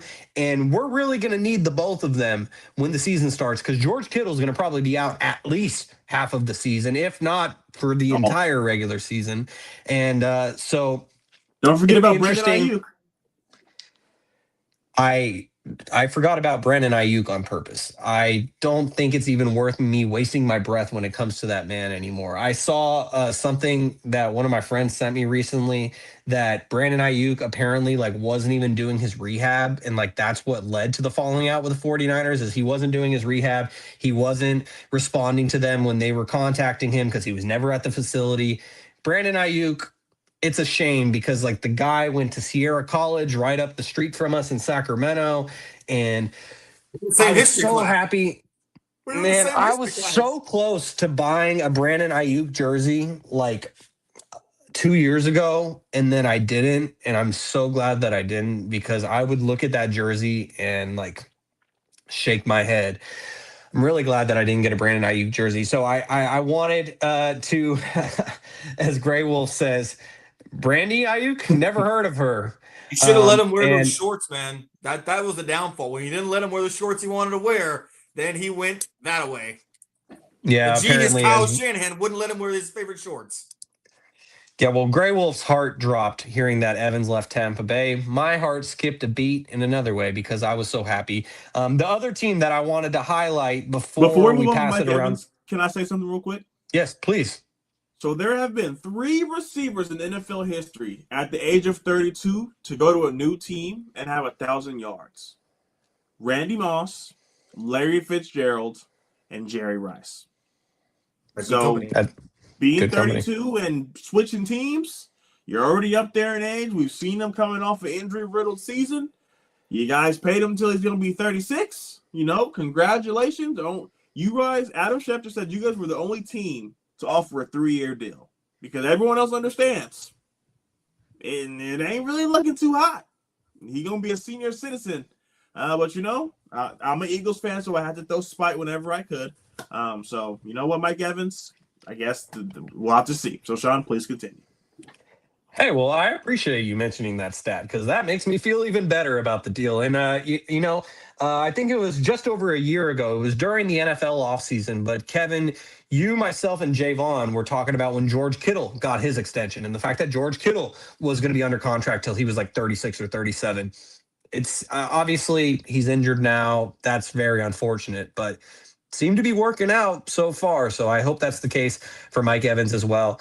The other team that I wanted to highlight real quickly before we pass it around the panel to hear everyone else's thoughts on things that stood out to them, the Las Vegas Raiders. We were just talking about how they traded away their amazing talent in Max Crosby, and they got 2 first-round picks, which is huge, but they also cleared a lot of money that they had committed to Max Crosby, and they have been spending that money very, very quickly. Adam Schefter summed it up perfectly to where I can just read it off as a quick list. Starting off with center Tyler Linderbaum, who we were talking about is no longer on the Ravens. He got a 3-year deal worth $81 million. They are paying an offensive lineman $27 million a year, but it's because he was the best center on the market, and they're going to be drafting a quarterback number 1. They want to protect him to try and protect their investment, but also give him the best chance to succeed from day one. And now they got Tyler Linderbaum. So that's a great signing. You also look, the Raiders got linebacker Quay Walker, 3-year, $40.5 million contract. Another linebacker, Nakobe Dean from the Eagles, 3 years, $36 million. It hurts Kevin's heart, but I know it made Kevin happy when Nakobe Dean said it was between the Raiders and the Cowboys. And he said, I'm going with my gut. I'm going with the Raiders. As Kevin said in our group chat, he said, fuck the Cowboys. The Raiders also got wide receiver Jalen Naylor. You know him as a Minnesota Viking. 3 years, $35 million. Kwity Paye, 3 years, $48 million. Quarterback Eric Stokes, 3 years, $30 million. That's a re-signing for the Raiders as he was already in Las Vegas. They got defensive end Malcolm Kuntz, 1 year, $11 million deal. But this last one on the list is what stood out to me the most from Sheldon High School, Keith. None other than Taron Johnson, cornerback who has been underrated for years on the Buffalo Bills. He is your favorite NFL player's favorite NFL player, because those who know ball know how good Taron Johnson has been on the Buffalo Bills for years. He went from Sheldon High School to Weber State to the Buffalo Bills. Now he's back on the West Coast with the Las Vegas Raiders as they traded for him today. That's like Linderbaum will stand out. The 2 linebackers getting signed, that's noteworthy. But Taron Johnson ending up on the Raiders and also pairing him with Eric Stokes, who performed well for the Raiders, for them to want to re-sign him, that really stands out to me. And we'll see how it translates on the field. But for the Raiders to get 2 first-round picks for Max Crosby, and then in turn to take that money that they saved from trading away a generational talent and to spread it out the way that they have, I'm impressed. So those are the 2 teams that stand out to me. My bias with the San Francisco 49ers, but the Raiders, they are making moves. So, Kevin, I'm going to toss it to you next. Which moves have stood out to you from day one of NFL free agency and why? And I'm going to step away for a moment just to use the bathroom, but please let us know what stood out to you, Kevin. So from a team standpoint, Keith, you got to talk about the Tennessee Titans. Robert Saleh is new on the job. Chris Dayball is new on the job. And they said, we're not going to be the team of last year. So they are filling out this roster very well. Bringing in Wan'Dale Robinson, 4 years, $70 million. John Franklin Myers is a very underrated defensive player. He is going to have a huge impact on this team. They got Daniel Bellinger back. They got Cornell Flott, and they got Lante Taylor. So they are building this team around Cam Ward. We saw Cam Ward struggle last year. Everyone had real high expectations for Cam Ward. But when your starting receiver, Calvin Ridley, just kind of falls off the map, you really don't have anyone else throwing the ball to. So for you guys to bring in a guy like Wan'Dale Robinson, who just had his best year of his career with Dayball, says a lot. And they still have the 4th overall pick. They can get a Jeremiah Love. They can go get him a Cardinal Tate, Mekhi Lemon, Jordan Tyson, whatever you like. They can still go out there and either put more money into this offense, because when you have a quarterback on a rookie deal, that is the perfect time, to put weapons around him, because he's cheap and they're not expensive. So Robert Saleh is ready to change the momentum in Tennessee. And another move I wanted to talk about, it happened 2 days ago, I believe, when the Los Angeles Rams traded for Trent McDuffie. Trent McDuffie on the Los Angeles Rams have made it very serious that we are back to the fuck them picks era. We don't care. And I get it. They still have the Falcons 1st-round pick. So maybe if they didn't have that pick, this move doesn't be made. But the Kansas City Chiefs are under the impression that we need more talent. Yes, we can sign you, but we need more talent. So not only did the Rams give up a 1st, a 3rd, and a 4th, they also made him the highest paid corner in the NFL. So the Rams are saying, essentially, for the past 2 years, we've been a top 3 team in the NFL every year, and we haven't been to the bowl. We played the Eagles. We lost in a snow game. We lost to the Seahawks. our punt returner muffed the punt. A couple of plays here and there, and we're talking about the Rams being in the Super Bowl for the past 2 years. And another one that I want to talk about, I'm not a big Alec Pierce guy, but I had him on fantasy this year, so I was paying a lot of attention. And he deserved that payday because from the Anthony Richardsons to the Daniel Jones to the who did they bring in? Who else did they bring from the Chargers? His name is skipping my head. Phillip Rivers. They bring in Phillip Rivers. So they have all different kinds of quarterbacks, and the one productive guy that stayed around because Jonathan Taylor really fell off was Alec Pierce. So I know he was going to be a top guy in the market. So for him to get that kind of payday, and the Colts today saying, Michael Pittman, you're gone. We are going to pour into your cup, Alec Pierce. You are going to be the number one wide receiver on this team. So the Tennessee Titans made a lot of good moves. I love what the Rams did, and then I wanted to shout out Alec Pierce because he deserved all bit of that $100 million. Yeah, and one thing I'll add real quickly before we hear from Keith is Smoove is in the YouTube comments saying lots of movement happening. I completely agree. And Uncle Manny says Rams are all in with the Super Bowl at home and Stafford getting old. And a lot of people could argue that the Rams were the best team in the NFL from this past season. They just lost to the Seattle Seahawks, not once, but twice. They did get them once at home, but the 2 times that they played them in Seattle, they lost. And we think back to that crazy Thursday night football game when Zach Charbonnet is picking up what we thought was an incomplete pass, but it ended up being a fumble, turns into a 2-point conversion. That ultimately determined who got the number 1 seed in the NFC. And a lot of people could argue if that game was in LA, then the Rams win that game. They go to the Super Bowl. They win the Super Bowl. So the Rams, as you said, Kevin, they are all in on the fuck them picks approach.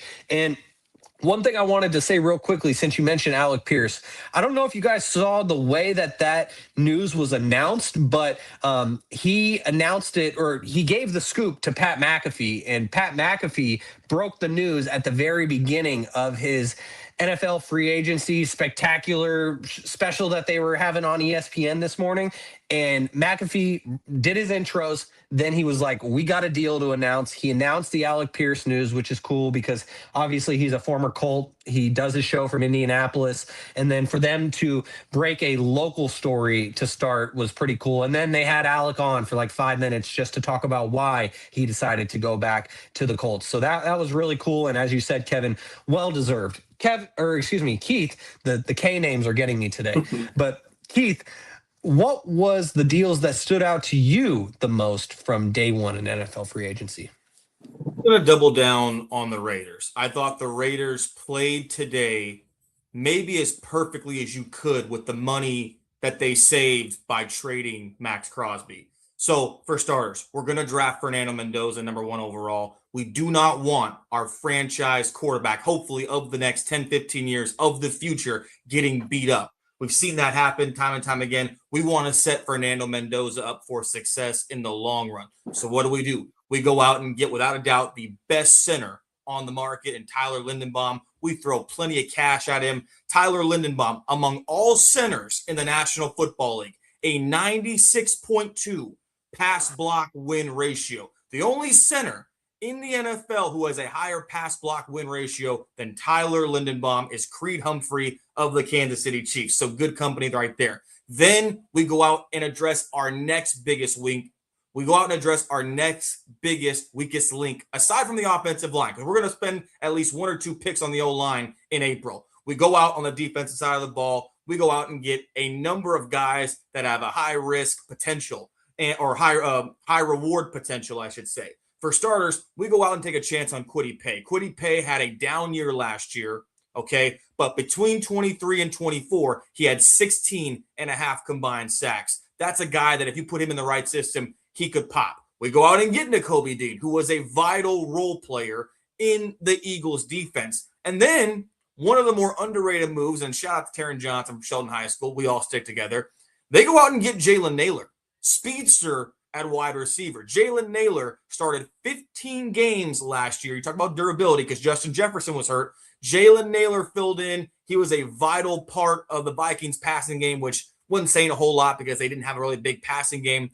but he was a speedster. You throw him in the slot. Now maybe we can play with some options like Kevin alluded to earlier on. We can go out and get maybe Jordan Tyson with one of those second first-round picks, a guy that a lot of people are high on, or Mekhi Lemon, who had an interview. I'm not really concerned with interviews in the National Football League. I'm concerned with talent. Mekhi Lemon is a speedster. He can beat you deep. That is what I like to see. So maybe they go out and take a chance on Mekhi Lemon. And I like the move for Quay Walker. Career high, 128 tackles last season. Only the second Packer since 75 to record at least 100 tackles in each of his first 4 seasons. We'll throw some money at him as well. So again, I like what the Raiders did because the Raiders went in. They said, listen, we've got to throw some money around. We've got to get Fernando Mendoza in a position to be successful. How do we do that? We go and address the offensive line. We go out and get Linderbaum. We go out and get a guy like Jalen Naylor, who could be like a really good guy in the slot, speedster. Okay, we've still got Brock Bowers. We still got Michael Mayer at tight end. And underrated stat here.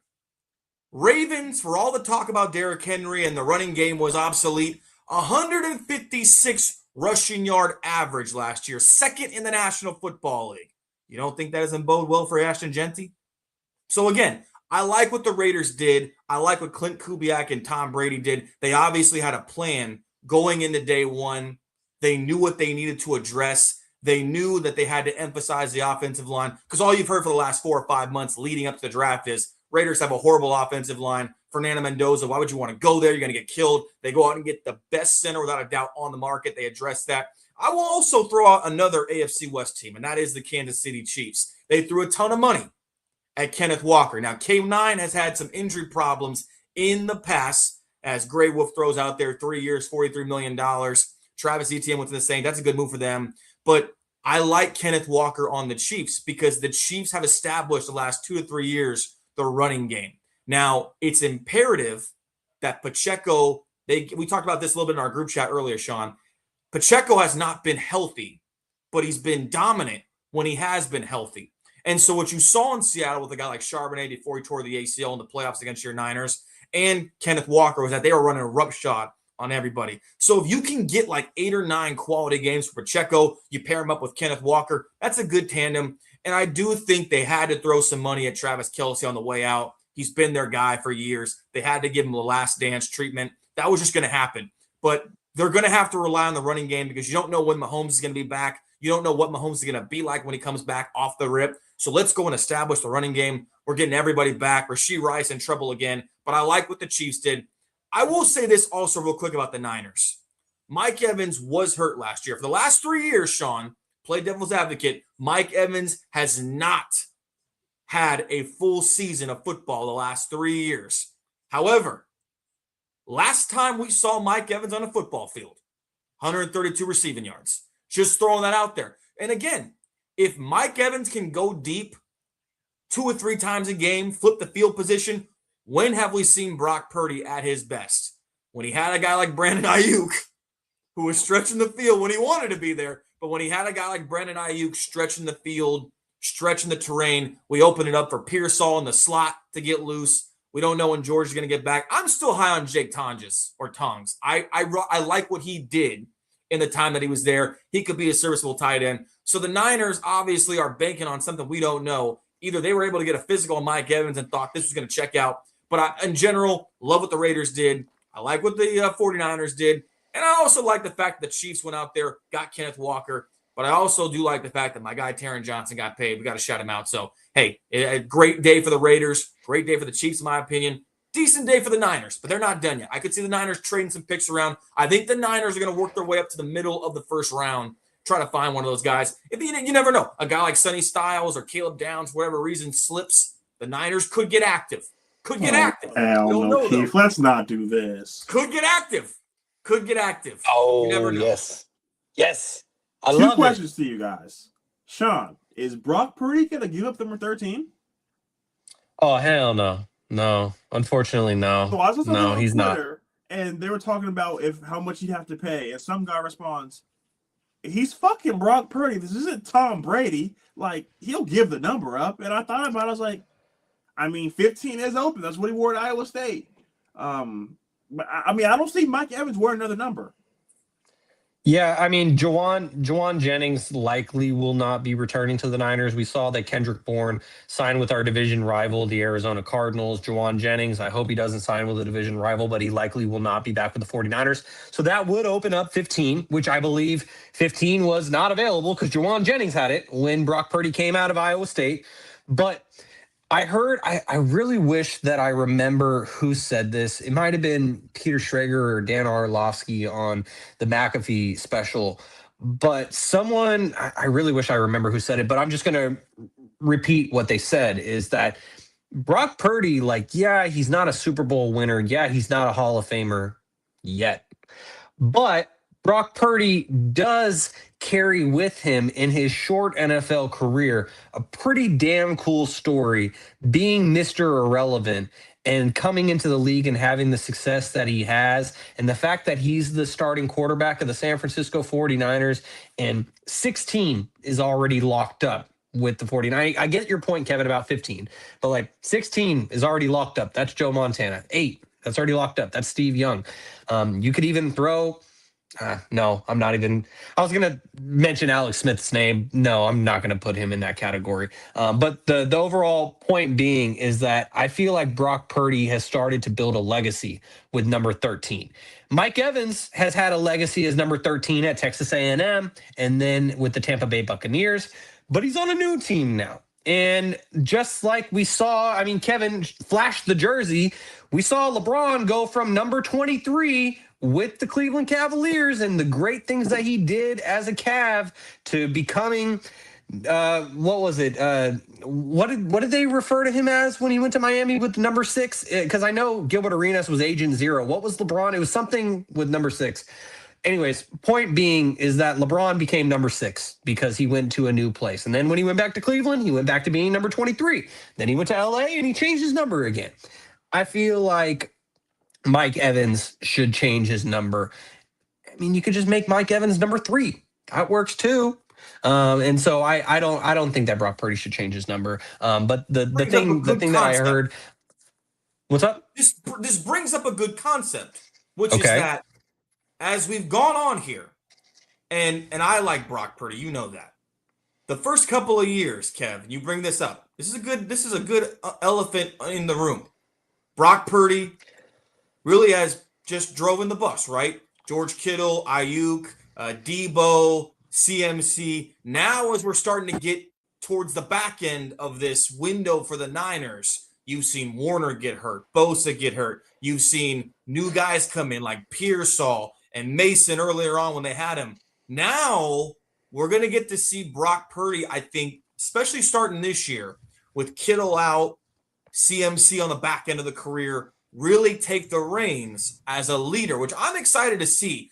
This arguably could be a fish of the year that Brock Purdy becomes a leader in that locker room. He already probably is a leader, but he becomes the sole leader of the Niners. And it'll be interesting to see how he handles that jersey thing. It's a weird thing, but I really am interested to see how Brock Purdy handles the new guys coming in and starts to form what Kyle and them have been trying to build on as he takes over that main leadership role.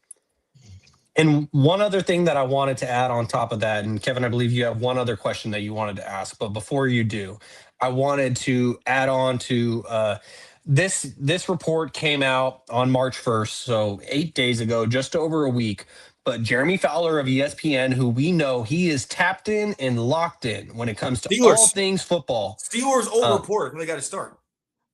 Yes, but before he became a Steelers reporter for ESPN, he worked for newspapers in Florida. And so that's why he is tapped in and locked in when it comes to all things football and professional football in the state of Florida. So Jeremy Fowler came out with this report 8 days ago when it came to Mike Evans' criteria for his next team. Obviously, the 49ers checked all these boxes because they are the team he chose.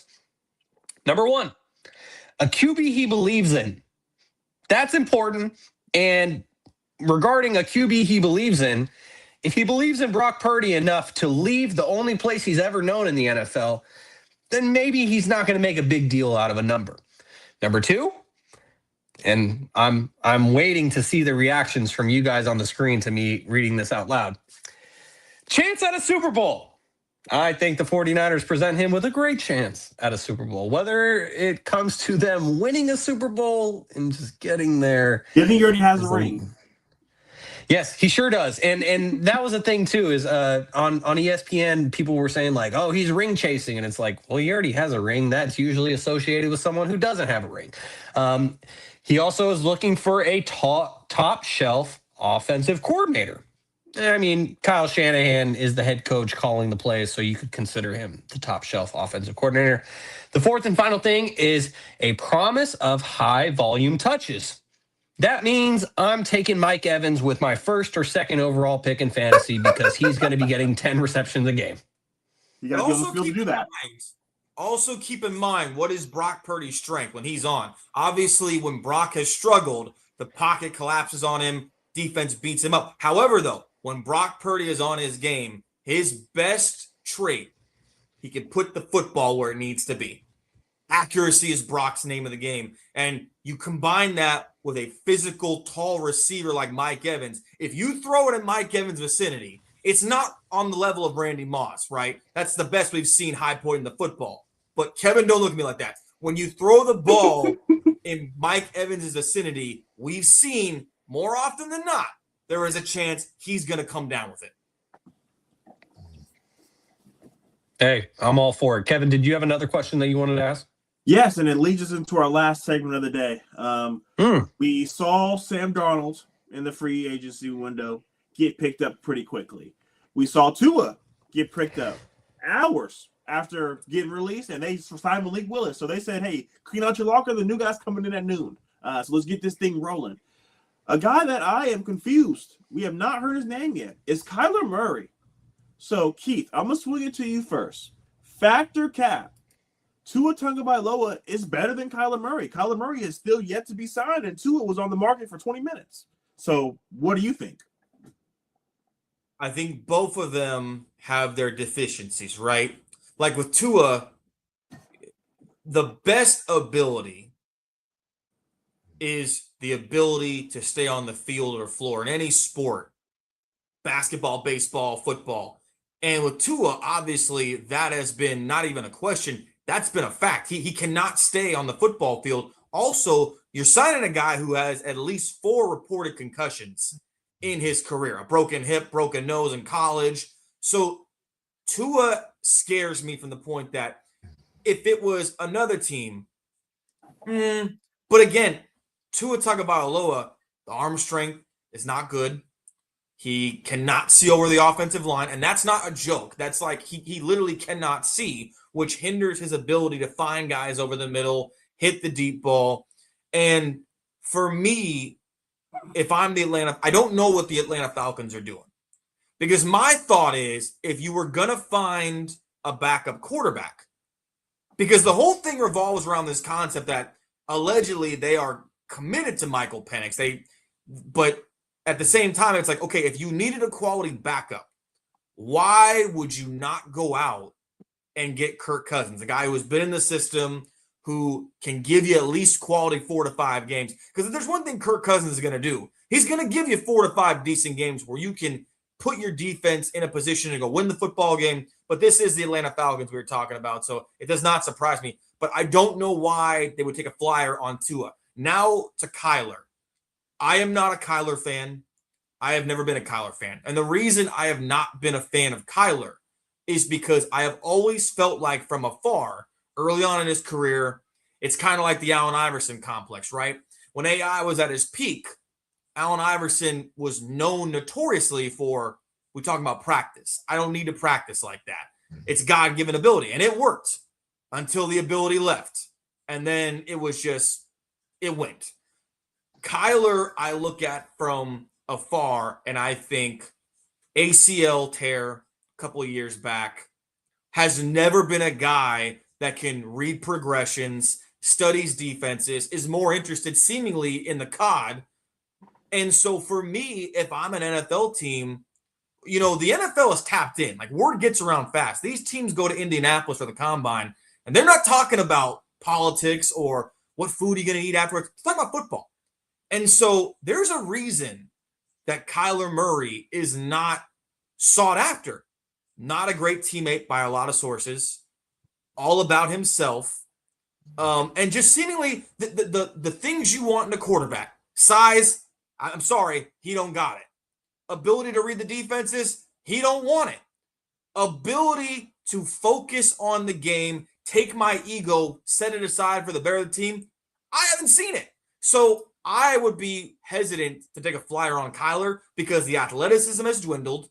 He cannot read the field. He doesn't want to put the time in. And the underrated thing about Sam is people look at Sam Darnold from afar and say, well, Sam got with the right coach and the right offensive coordinator, and he had a running game, and he had JSN peaking at the right time, and he had AJ so-and-so. That's true.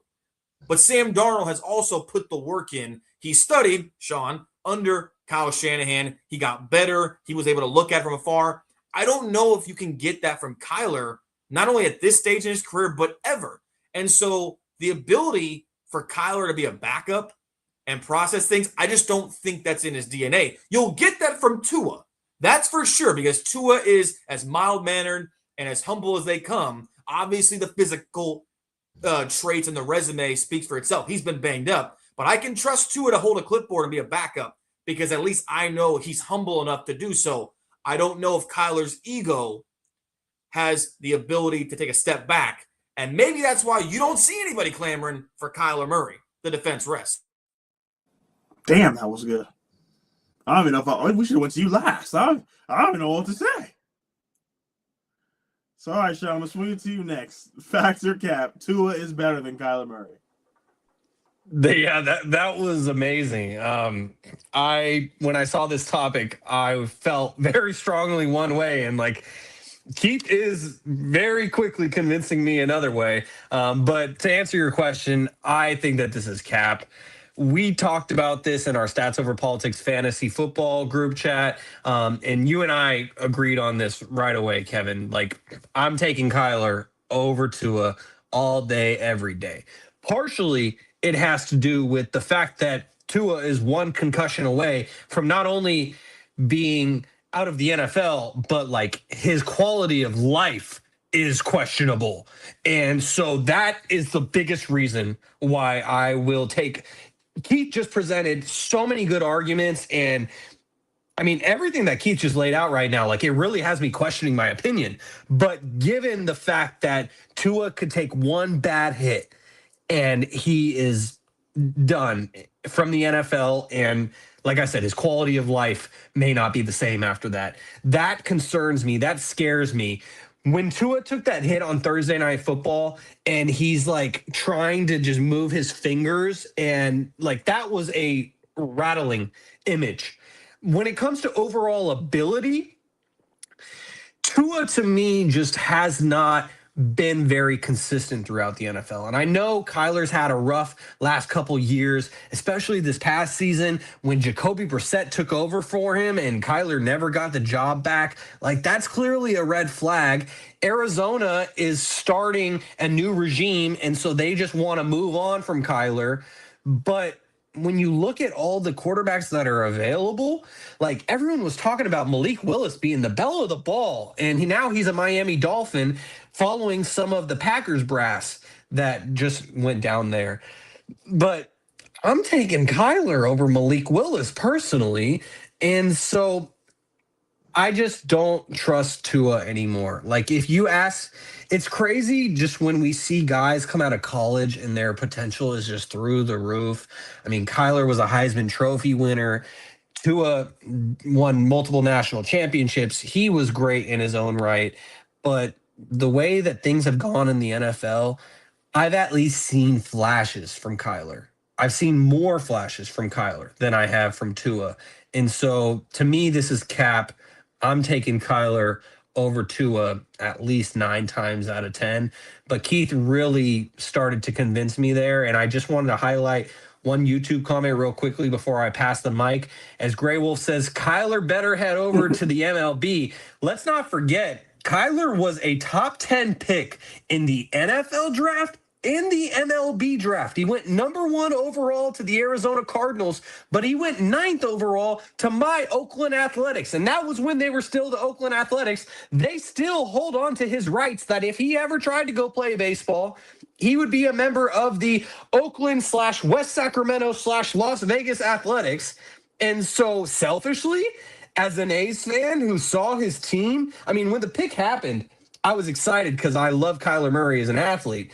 But as an A's fan who saw his team waste a top 10 pick in the first round, I would love to see Kyler go play baseball because then that pick isn't such a waste. But when it comes to when it comes to Kyler Murray or Tua Tagovailoa as far as quarterbacks, I'm going to take Kyler. And also Curtis Knight says on YouTube, Hawk Tua as he's dead. It would have been even better if Tua ended up on the Seattle Seahawks rather than just the Falcons. But I'll leave that there, Kevin. Actually, Kevin, let me ask you, since you're answering this question now. Factor cap, Tua Tagovailoa is better than Kyler Murray. This is cap.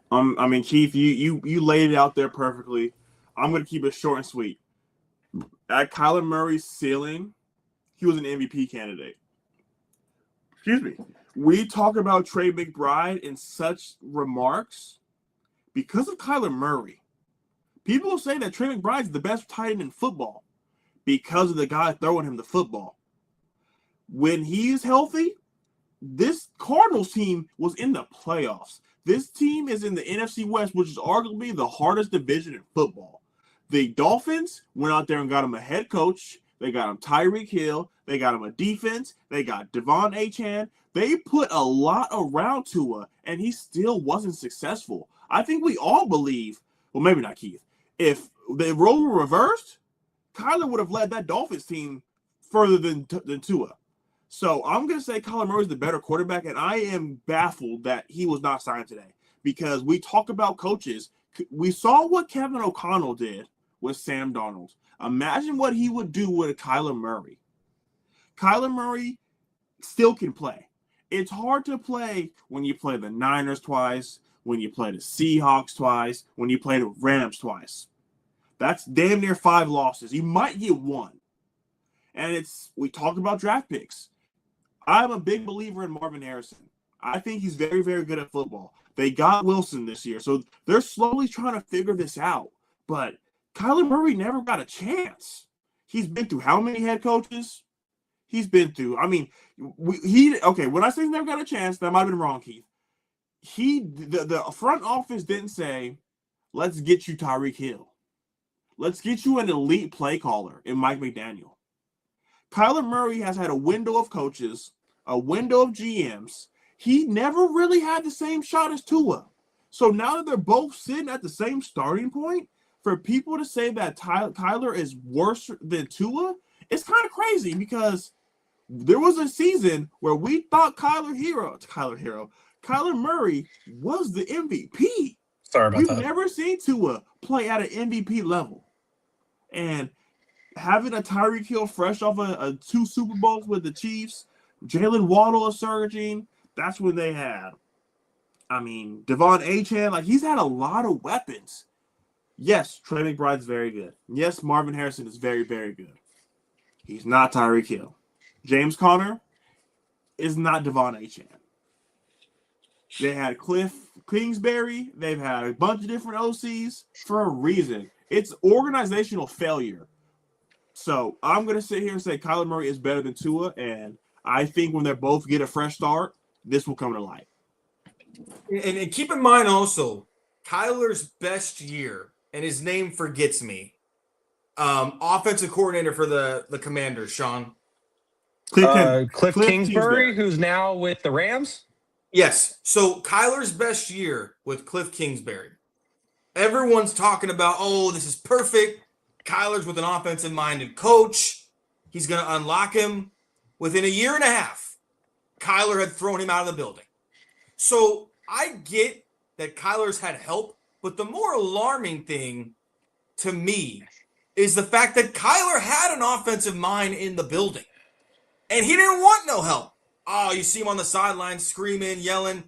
At the end of the day, Kyler has shown, based off the last 4 to 5 years, I want to do my own thing.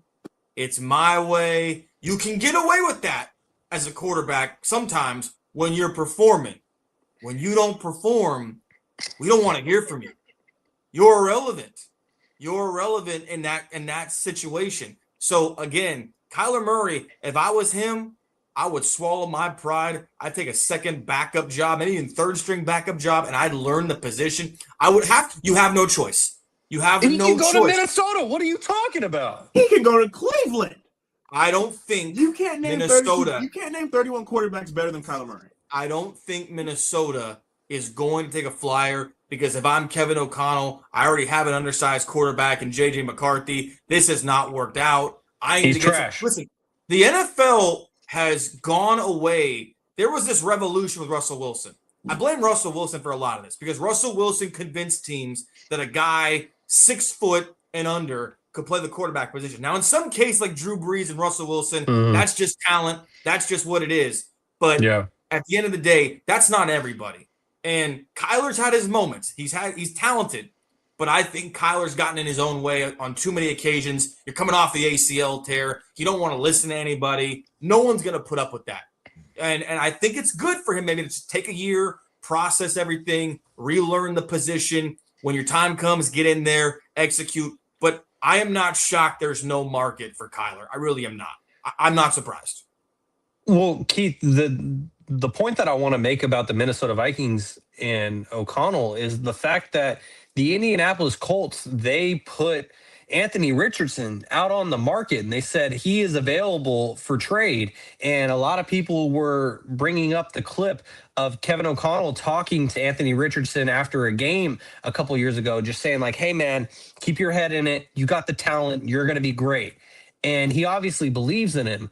But if I'm Kevin O'Connell, I would rather take a shot at Kyler Murray, who's proven he can play in the NFL, versus an Anthony Richardson who he's just gotten hurt and his cardio hasn't been there. And so he had to sub himself out of the game. Like, there is a opening in Minnesota. We have established J.J. McCarthy is not that guy. You can even admit that, Keith, as a Michigan man. And so there's an opening in Minnesota, and I feel like Kyler is the perfect player to plug in there. The problem with Minnesota that you have, number one, is like obviously the elephant in the room. They had Daniel Jones and they had Sam Darnold in their quarterback room. They've got neither of those guys, albeit from their GM or whatever. But I think if I'm Minnesota, number one, if it's last case scenario, they'll probably take a flyer on Kyler. I think they're leaning towards getting a veteran guy in there and trying to at least, like Kevin O'Connell came out at the combine and said, we want to make it a competitive situation. And he's got to say all the right things because obviously McCarthy's still on the roster and it's been a just awful situation all around for them, hitching their wagons to him being the guy. But he said on the record, we've got to make the situation competitive. That's part of the growth. So I really think they'll go after a veteran. I don't know who they're going to get at this point. They might take a flyer on Kirk. You never know. But I would not want to be a Minnesota Vikings fan right now. There's not one quarterback in my mind beyond Mendoza. I don't know what the market's going to look like for Ty Simpson coming into this draft. Ty Simpson could be a middle bottom tier first round guy. He could go as high as 15 maybe to a team like I don't know how far. I don't know what the Steelers pick is, but maybe go to a team like the Steelers that needs a quarterback for the future. Or he could fall in the middle rounds. Yeah. I like Will Howard. But again, there's not one quarterback in this draft in my mind. Everyone has their different opinions. But there's not one quarterback in this draft like beyond Fernando Mendoza that I think could have the capability of being a quality franchise guy. So you've got to look at the market. And to your point, while I don't think Kyler is going to attract the market, which he hasn't, Minnesota might be in a position where it's just like, we have no choice. We've got to at least take a flyer, see what we got in the situation. But hey, again, you're going into a team with Justin Jefferson. That's not a bad situation to be in, you know? Yeah, well, I believe it was DeAndre Hopkins who was saying Kyler with Jettas That would be nice. So we shall see. And as we wrap things up here on episode 184 of Stats Over Politics, I want to highlight a couple more comments. I see you, martial artist, in the YouTube comments trolling over there. I'm not going to highlight your comments, but I see you, as you know Jewish? I do. Yeah, apparently Keith is Jewish now. I'm the one who has Jewish ancestors, but apparently you're the one who's ducking him in his troll takes. But I just wanted to highlight a couple comments that deserve to be displayed, and we appreciate Uncle Manny for the kind words as he says, Keith with some awesome takes. You guys are really killing it today. Thanks for an amazing show. We appreciate you, Uncle Manny. Thank you for always tuning in. And that's going to do it for episode 184. But before we get out of here, any closing thoughts, Kevin? Like always, ladies and gentlemen, go Birds. Didn't do anything in free agency today. Hopefully we're getting this Jalen Carter extension any day now. And making it all worth it. So we lost a lot of guys, but I'm looking forward to the money we're going to pay to our young guys. Keith, any closing thoughts? Time you see me on this podcast, it could be next week, it could be next month, but I will have a microphone, and I always come on here and I enjoy it. Great times as always. We'll get some clips up on social media. I'll work my magic here, and love being on here. Love talking football. And they talk about the NBA as a 365 year-round sport. NFL, it's getting there. Great day of free agency. Lots to discuss for all the football fans. Great show as always. Thank you for having me. Thank you for Appreciate coming. you joining us as always, Keith. So that's going to do it for episode 184 of Stats Over Politics. Make sure to give us a like on YouTube. It helps us a lot. And if you enjoyed the podcast, hit subscribe to get notifications when we go live. You can follow us on Instagram and TikTok at Stats Over Politics and on X at Stats or Politics. Make sure to subscribe, rate, and review on all podcast platforms. And if you're enjoying the show, give us those 5 stars. We'd really appreciate it. As you guys have been tuned in to episode number 184 of Stats Over Politics. For my guys, Javon Toddy, Kevin Dent, Kaz Johnson, Alex Dent, Keith Joganakis, and Gary Singh, I've been your host, Sean Holko. Thank you for tuning in, and we will see you next week on another episode of Stats Over Politics. Peace. Peace.